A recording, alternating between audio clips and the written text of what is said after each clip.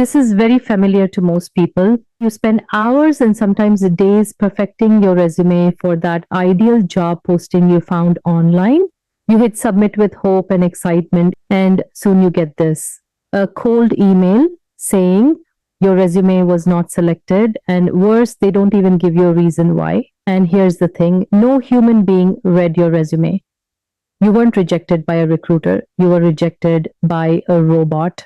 And I'm going to show you exactly why and how to fix it in the next few minutes. Stay with me, because if you've applied to more than 10 jobs and heard nothing back, this is probably happening to you right now. Let me ask you something. Have you ever applied to a job where you checked every single box?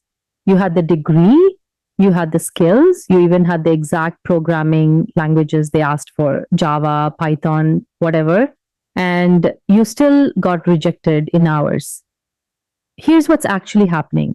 Before a human recruiter ever sees your resume, it goes through something called an Applicant Tracking System, or ATS for short. And here's the worst part. The ATS isn't rejecting you because of your experience. It's rejecting you because it literally can't read your resume. So when you get that rejection, it's not because you weren't qualified. It's because the robot couldn't process or find what it was looking for in your resume. Okay, so how do you fix this?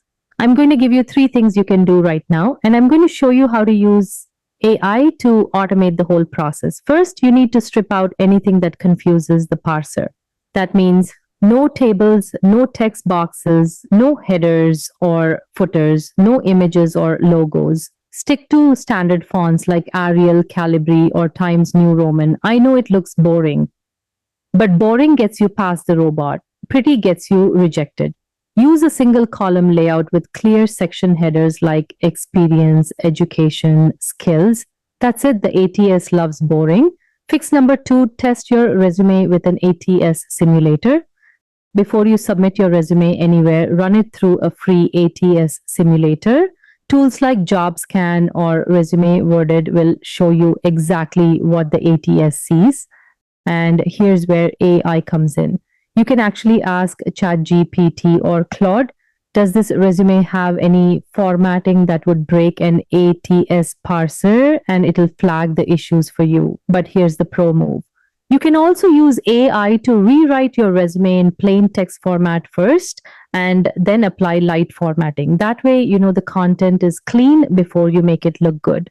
Fix number 3, use the copy paste test. Here's the fastest way to check if your resume is ATS friendly. Open your resume PDF, select all the text, copy it, paste it into a blank notepad or Google Doc.